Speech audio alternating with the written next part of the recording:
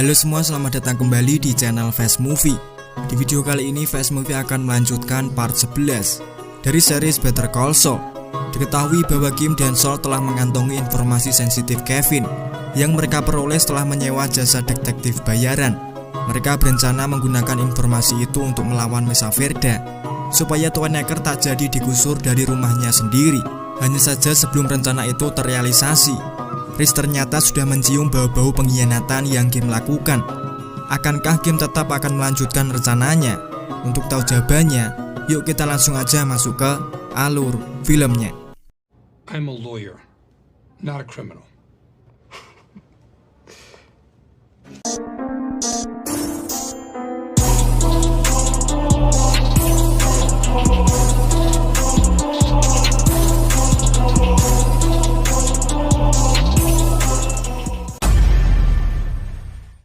Better call Saul.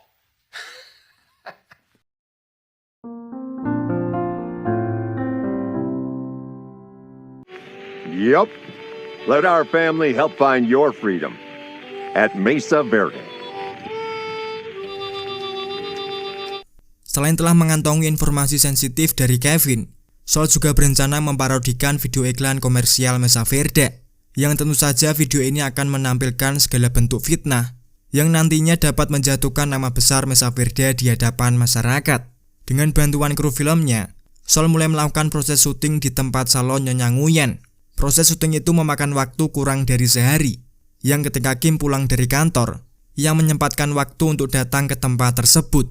Alih-alih memberikan support kepada Saul yang telah seharian menggarap parodi itu, Kim malah memintanya untuk mengakhiri dramanya dengan alasan kalau Rich sudah mencurigai skandal mereka berdua. It's your play. If you want to walk, we'll walk.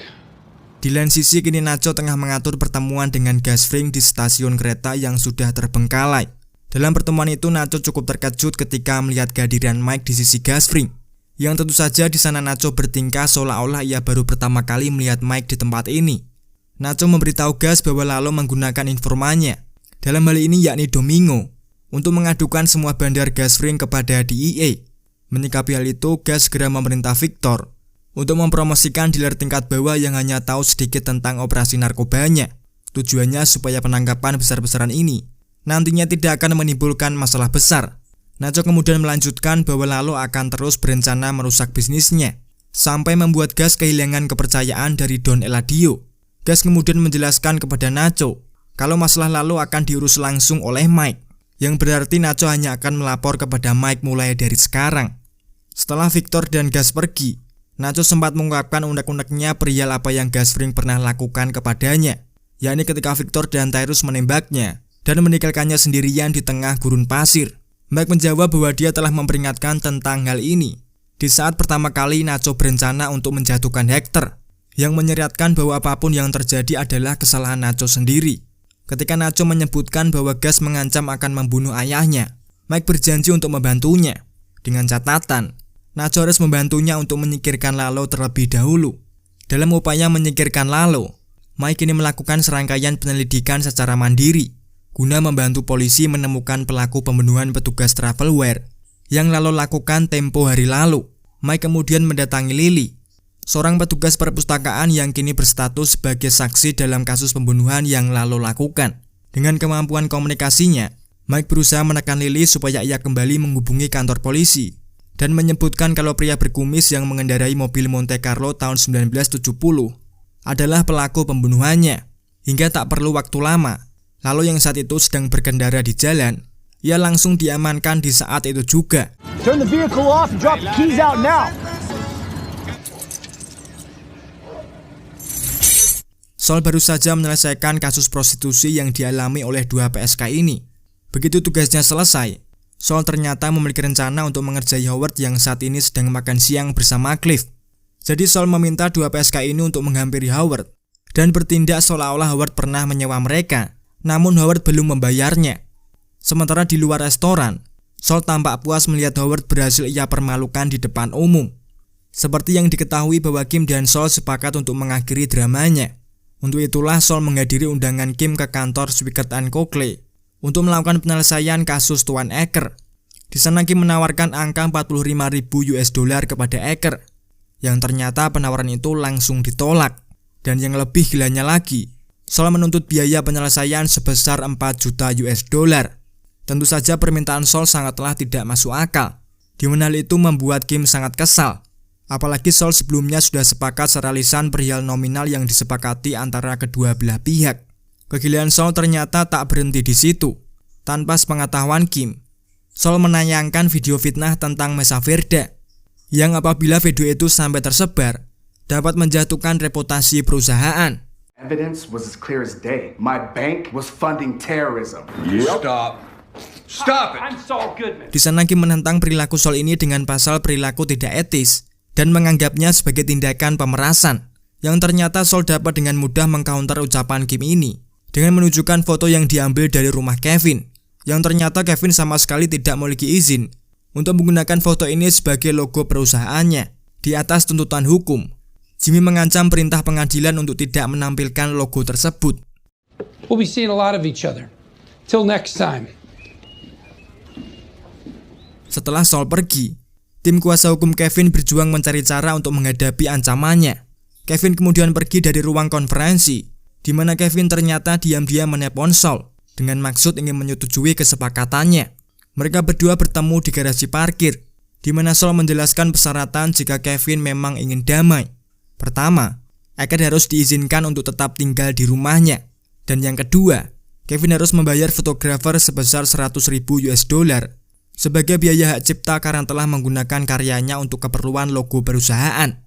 Apabila Kevin telah melakukan dua syarat itu, Saul berjanji tidak akan pernah menayangkan iklan yang menyerang Mesa Verde. Apologies, alright? No switcheroo. I should have warned you. Ketika di apartemen, Kim memberitahu Saul bahwa dia sangat kesal dengan tindakannya tadi siang. Ia tak menyangka jika Saul menjadikannya sebagai alat untuk melakukan trik penipuannya. Meski Saul berdalih apabila rencana ini sengaja ia sembunyikan supaya Riz tak curiga dengan kong kali kongnya, Kim merasa sudah berada di puncak kemuakan. Kini ia tak bisa mempercayai Saul lagi. Jadi Kim memutuskan untuk segera mengakhiri hubungannya. Atau kalau Saul memang masih ingin bersama, mereka harus diikat ke dalam suatu hubungan yang sah secara hukum, supaya mereka berdua bisa mendapatkan hak istimewa sebagai pasangan suami istri. Dan pada keesokan harinya, Saul dan Kim menggelar upacara pernikahan di kantor agama dengan menjadikan Hyul sebagai saksinya. Pernikahan ini bisa dibilang anti-mainstream karena alasan mereka berdua menikah hanyalah untuk berjaga-jaga. Jika suatu hari Jimmy terlibat masalah karena trik liciknya, Kim tak akan bisa dijadikan sebagai saksi untuk melawannya.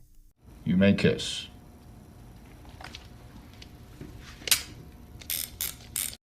Pada saat yang sama, setelah Lalo ditangkap atas pembunuhan Fred Whelan, Saul dipanggil untuk mewakilinya di persidangan. Di bawah nama samaran Jorge de Guzman, Lalo didakwa atas pembunuhan Fred, perampokan menggunakan senjata mematikan, mengutak-atik bukti, dan juga pembakaran.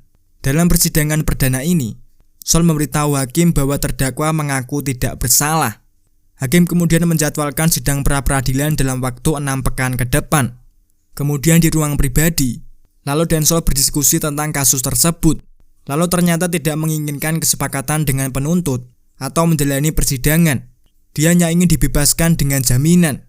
Saul menyebutkan bahwa akan sangat sulit untuk melakukan hal itu, apalagi tuduhan terhadapnya sangatlah serius.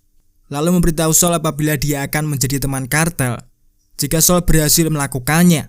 You want to be a friend of the cartel? Time to get yourself a new motto. Just make money. Setelah menikah dan berjanji untuk saling terbuka satu sama lain, Jimmy kini mulai terbuka dengan apa yang ia lakukan selama seharian, termasuk mengatakan kalau dia kini punya klien baru seorang anggota kartel. Sementara Lalo yang kini mendekam di penjara, ia berhasil menyelundupkan ponsel yang akan ia gunakan untuk menghubungi Nacho.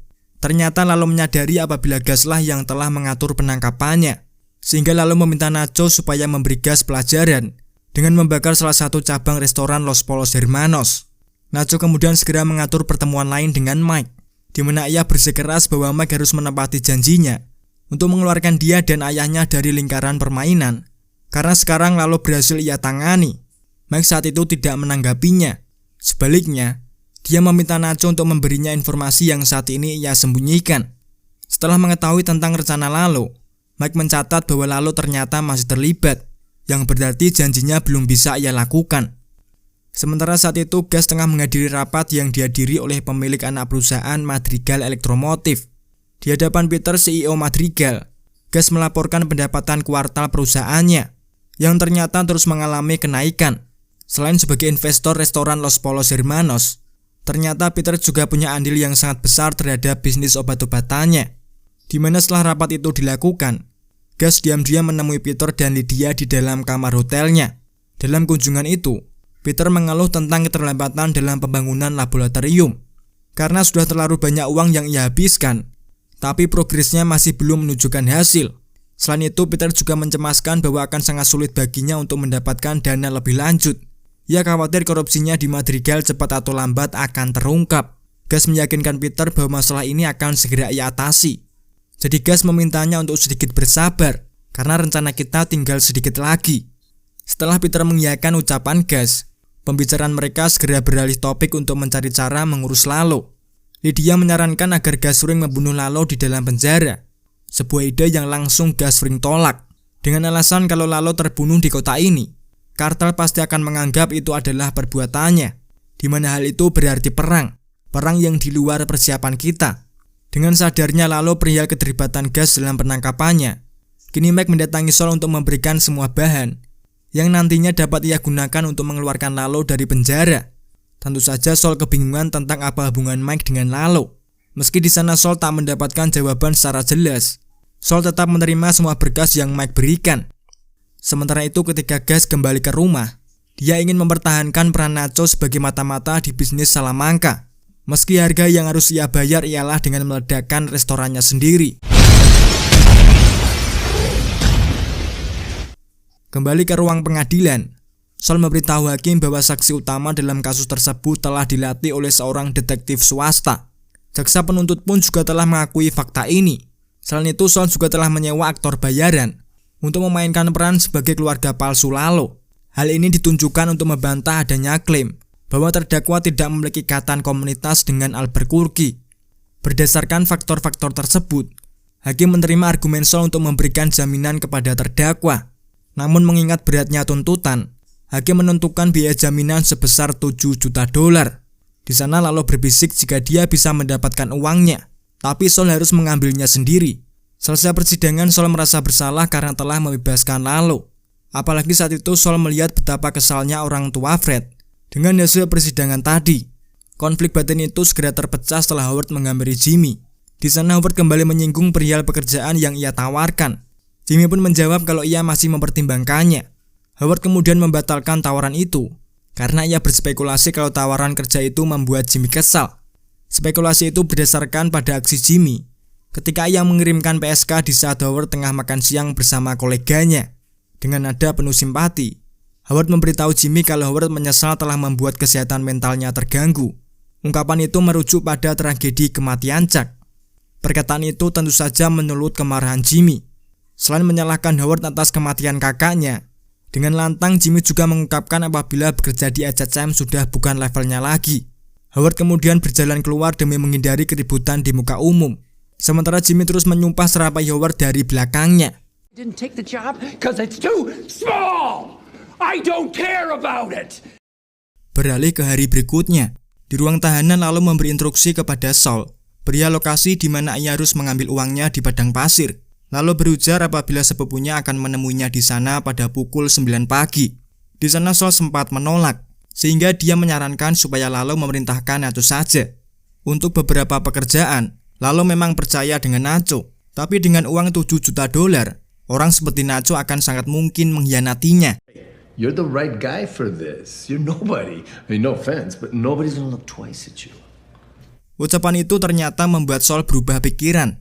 Jadi dia meminta bayaran $100,000 untuk melakukan pekerjaan itu. Meski Lalo tampak geli, Lalo pun setuju dan Saul langsung pergi untuk mengambil uang jaminan. Sebelum itu Saul lebih dulu memberitahu Kim kalau dia akan mengambil uang jaminan Lalo.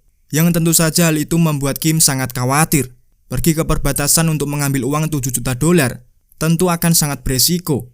Apalagi Saul nantinya akan berkendara sendirian. Tentu tak akan ada uang yang sepadan dengan resiko sebesar itu.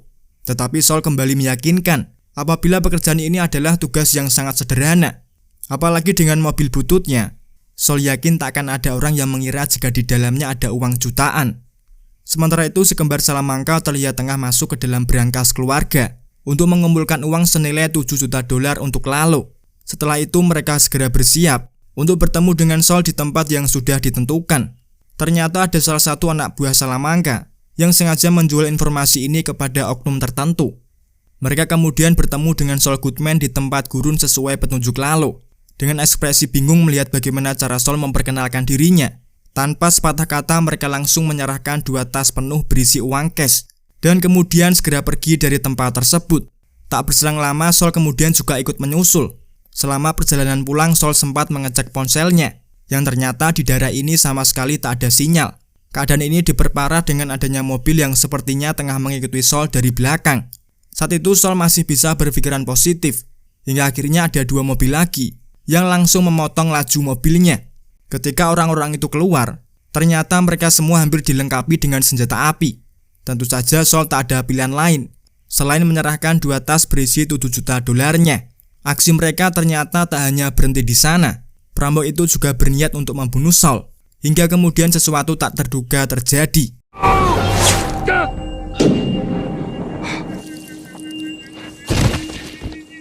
Ada sebuah tembakan sniper dari arah yang belum diketahui. Satu persatu dari perampok itu pun mulai saling berjatuhan.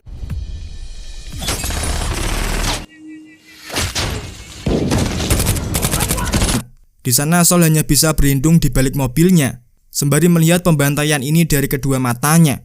Setelah dirasa semua perampok telah tumbang, ada sebuah mobil mendekat untuk menjemput Saul. Ternyata di momen itu masih ada satu perampok yang masih hidup, yang langsung menembaki ke arahnya dan berhasil meloloskan diri.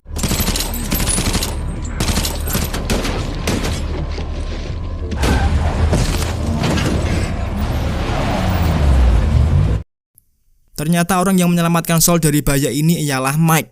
Melihat bagaimana Saul sangat terguncang dengan peristiwa ini, ia berusaha untuk menenangkannya. You're in shock. You stay here and breathe.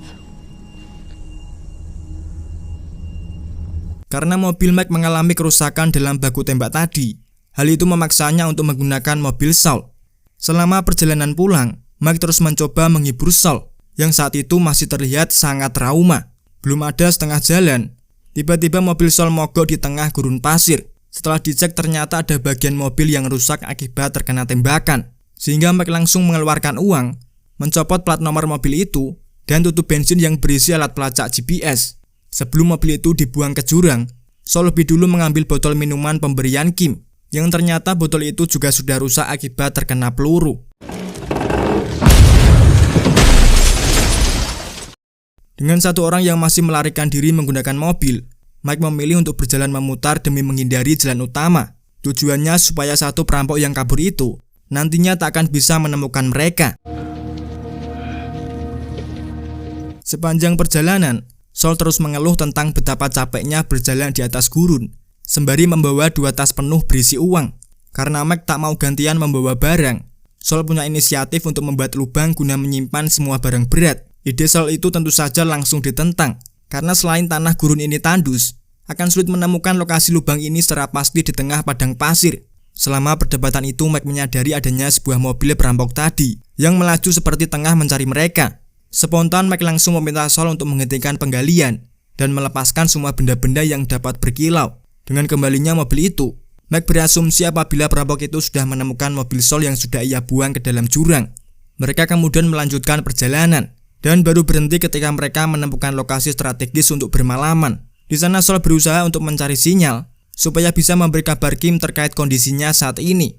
Namun usaha itu ternyata belum membuahkan hasil. Ketika mereka beristirahat, Mike menjadi khawatir setelah mendengar cerita dari Saul yang mengatakan apabila istrinya tahu kalau dia sedang mengambil uang dari kartel. Selain khawatir tentang apa yang akan Kim lakukan setelah mengetahui kalau suaminya belum juga pulang, Mike memperingatkan apabila kini istrinya sudah masuk ke dalam permainan.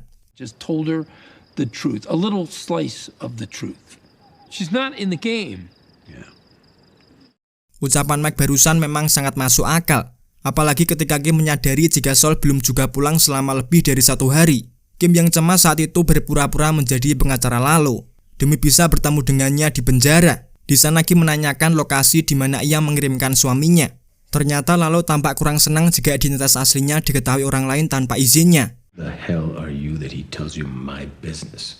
We're married, which means I have spousal privilege. Meski ia cukup terhibur dengan fakta ini, ternyata fakta ini juga membuat Lalo berprasangka buruk kepada Saul. Sehingga Lalo juga menolak untuk membantu Ki menemukan lokasi suaminya. Keesokan paginya, mereka berdua bersiap untuk kembali melanjutkan perjalanan. Dengan persediaan air minum yang semakin tipis, Mike meminta Saul untuk menyimpan air kencingnya di dalam botol. Karena Mike sudah tak punya persediaan air minum yang cukup untuk mereka berdua. Kondisi medan yang sangat panas, dehidrasi dan bawaan yang sangat berat merupakan beban yang mereka berdua rasakan saat ini. Dalam kondisi ini, Saul bahkan sudah tak punya energi lagi untuk mengeluh seperti hari sebelumnya. Punggungnya pun juga sudah mulai kesakitan akibat terlalu lama menggendong 2 tas besar. Sehingga dia menyeret tas itu, yang pada kemudian malah menyebabkan tas itu robek dan beberapa uang mulai jatuh berhamburan. Ketika Saul mengambil uang yang berserakan, tak sengaja Saul tersandung duri kaktus yang membuatnya sangat kesakitan. Ia segera menjatuhkan dirinya ke tanah, sembari merengek dan menyerah terhadap keadaan. Saul menolak untuk melanjutkan perjalanan, karena ia merasa pesimis bisa tetap hidup di kondisi seperti ini. Seketika Mike langsung memberinya semangat, supaya Saul bisa segera bangkit. Meski dalam kondisi itu Mike sendiri juga tampak sangat kelelahan. Ketika ditanya kenapa Mike bisa sampai sekuat ini, Mike menjawab karena ia memiliki orang yang sangat dia sayangi, yang saat ini tengah menunggunya di rumah. Mereka memang tidak pernah tahu tentang apa pekerjaan Mike sebenarnya, karena Mike memang sengaja melindunginya. Namun sejauh kebutuhan mereka terpenuhi, Mike tak akan segan mengorbankan nyawanya sendiri untuk keluarganya. Di saat yang sama Mike kembali melihat salah satu perampok yang tersisa. Jadi dia meminta Saul untuk menggunakan selimut silvernya dan berjalan ke tengah jalan untuk menarik perhatian. Sementara Mike mengambil posisi untuk menembak menggunakan snipernya, dengan harapan mereka bisa menggunakan mobil itu untuk keluar dari area gurun. Berkat bantuan Saul, Mike berhasil membunuh satu perampok itu. Tetapi dalam prosesnya mobil itu juga ikut rusak, yang membuat Saul dan Mike tidak dapat menggunakannya untuk kembali ke peradaban.